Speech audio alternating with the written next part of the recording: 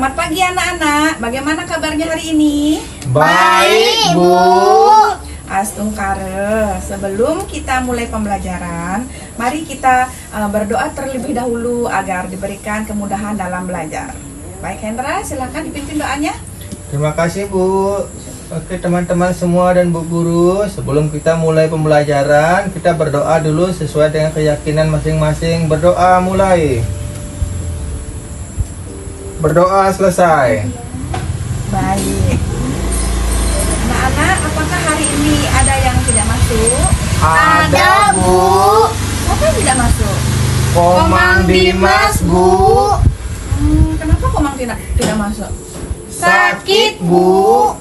Baik, mari kita doakan agar Komang cepat sembuh dan bisa kembali belajar di tengah-tengah kita semua. Astungkare, Bu. Oke, anak-anak, apakah kalian sudah siap untuk belajar? Sudah, Bu. Sekarang Ibu ingin bertanya, ketika kalian bangun pagi, apa saja yang kalian lakukan? Mandi, Bu. Saya, Bu, Ya, membersihkan tempat tidur, Bu, merapikan tempat tidur. ya. Makan. Oh, makan. Ada yang makan ya, sarapan pagi-pagi ya. Ya. Bagus sekali semuanya ya. Saat mandi kalian menggunakan air, saat sarapan kalian makan nasi, sayur atau mungkin sama buah-buahan. Ketika menyiram tanaman, kalian memanfaatkan air untuk membantu tanaman tumbuh. Semua kegiatan tersebut menunjukkan bahwa manusia tidak dapat hidup tanpa lingkungan.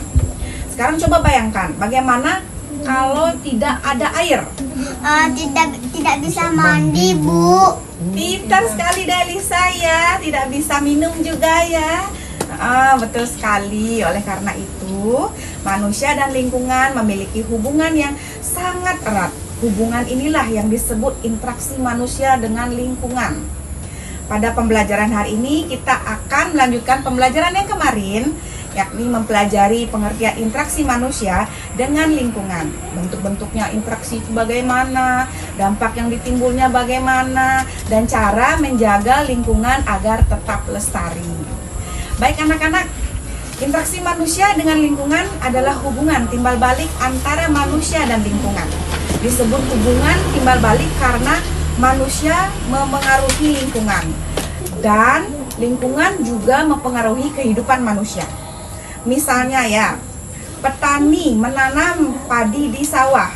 Menurut kalian, apa yang dibutuhkan petani agar padinya tumbuh dengan baik? Ayo, ada yang bisa menjawab? Membutuhkan apa? Air. Air. Delisa pintar sekali. Oke, membutuhkan apa lagi selain air? Saya, Bu, Iya, Yusra. pupuk. Pupuk, benar sekali. Bu. Iya, Hendra. Tanah yang subur, Bu. Iya, benar sekali. Semua jawabannya sangat tepat. Artinya ya, petani memanfaatkan lingkungan untuk memenuhi kebutuhannya. Oke. Kegiatan bertani juga mengubah lingkungan agar sawah menjadi tempat produksi makanan. Jadi, lingkungan menyediakan berbagai kebutuhan hidup manusia seperti air, udara, tanah, tumbuhan, dan hewan. Tanpa lingkungan yang baik, manusia akan kesulitan memenuhi kebutuhan hidupnya. Lingkungan dibedakan menjadi dua ya, lingkungan alam dan lingkungan sosial. Kita mulai dari lingkungan alam. Lingkungan alam adalah segala sesuatu yang terbentuk secara alami seperti gunung, lautan, hutan, sawah, begitu ya. Kemudian coba sekarang perhatikan gambar ini ya. Nah, Ibu punya gambar nih. Menurut kalian, aktivitas apa yang dilakukan manusia di sawah? Ayo, ngapain Menanam ini? padi. Iya. Ada yang bisa menjawab lagi? Ngapain? Apa ini? Bertani. Orang bertani, benar. Petani menanam padi untuk menghasilkan beras yang kita makan setiap hari ya. Selain sawah, laut juga dimanfaatkan manusia. Nelayan pergi ke laut untuk menangkap ikan. hutan dimanfaatkan untuk memperoleh hasil hutan, sedangkan sungai dimanfaatkan sebagai sumber air. Dari contoh-contoh tersebut dapat kita lihat bahwa manusia sangat tergantung pada lingkungan alam ya. Ya, Bu. Baik. Ya, Bu. Selain berinteraksi dengan lingkungan alam, manusia juga berinteraksi dengan sesama manusia. Hubungan ini disebut dengan interaksi dengan lingkungan sosial. Ya, contohnya ketika kalian belajar dalam kelompok, berdiskusi atau mungkin bergotong royong membersihkan kelas. Mengapa manusia perlu bekerja sama dengan orang lain? Ada yang bisa menjawab? Saya, Bu. Ya, Hendra silahkan. Karena tidak bisa melakukannya sendiri. Ya, tepat sekali ya. Manusia adalah makhluk sosial yang membutuhkan bantuan dan kerjasama dengan orang lain untuk memenuhi kebutuhannya. Anak-anak, interaksi manusia dengan lingkungan dapat memberikan dampak positif maupun negatif ya.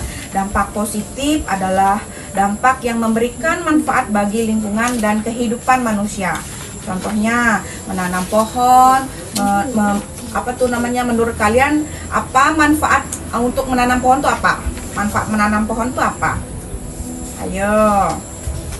Ada yang bisa menjawab? Manfaat menanam pohon. Apa ayo? Kayak gini nih tuh menanam pohon. Kena banjir, Bu. Hah? Apa? Mencegah banjir. Iya, tepat sekali. Fungsinya adalah untuk mencegah banjir. Ya, benar sekali Delisa ya, pinter ya. Agar pohon dapat menyerap air sehingga mengurangi risiko banjir dan tanah longsor. Selain itu, membersihkan lingkungan, menghemat air, dan mendaur ulang sampah juga merupakan tindakan yang memberikan dampak positif. Nah, tadi kan dampak positif ya. Sekarang dampak negatif. Tidak semua aktivitas manusia ya berdampak bagi lingkungan. Ada juga aktivitas yang merusak lingkungan. Misalnya membuang sampah sembarangan, membakar hutan, atau menebang pohon secara liar. Sekarang, apa yang terjadi jika membuang sampah ke sungai? Mungkin ada yang bisa menjawab di sini? Apa dampaknya kalau buang sampah ke sungai? Ih, pintar sekali, tepuk tangan untuk Delisa dulu. Dampaknya banjir ya, jadinya sungai itu jadinya kotor ya. Terus sampah dapat menyumbat aliran air ya, sehingga ketika hujan deras terjadilah banjir gitu. Penebangan hutan secara berlebihan juga dapat menyebabkan tanah longsor dan kekurangan sumber air bersih begitu. Oleh karena itu, setiap aktivitas manusia harus dilakukan secara bijaksana agar tidak merusak lingkungan. Baik. Bu, ngantuk Bu, nggak fokus Bu. Hendra mengantuk ya. Ya maaf Bu. Iya, biar fokus Dari sekarang tadi Ibu kita. menjelaskan terus, saya bingung Bu. Mantul ya. Kalau kita sekarang ice breaking dulu ya. Tepuk semangat. Semangat. Ayo semangat. Oke Bu, semangat sekarang belajar lagi Bu. Iya. Baik, kita lanjutkan ya pembelajarannya ya. Ya, Bu. Ya.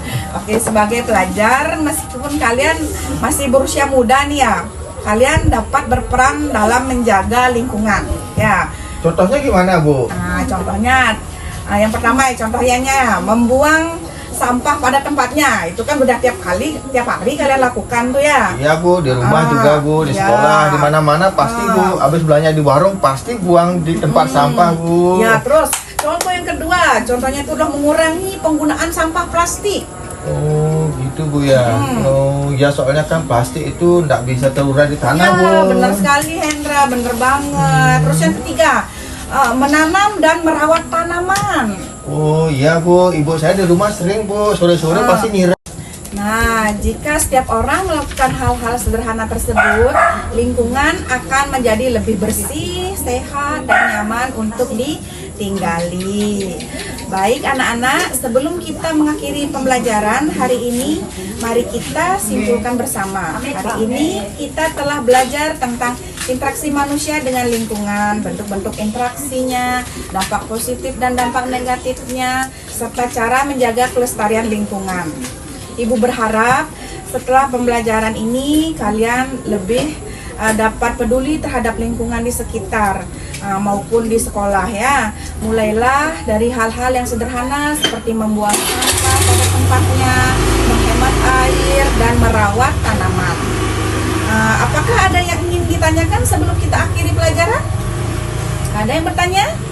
Tidak ada, Bu. Oh, tidak ada. Baik, jika tidak, mari kita tutup pelajaran hari ini dengan berdoa agar ilmu yang kita pelajari bermanfaat bagi kita semua. Baik, berdoa, mulai. Selesai. Terima kasih ya untuk perhatiannya dan semangat belajar kalian hari ini. Sampai bertemu pada pelajaran berikutnya. Terima kasih, Terima kasih, Bu. I just had to let you know you're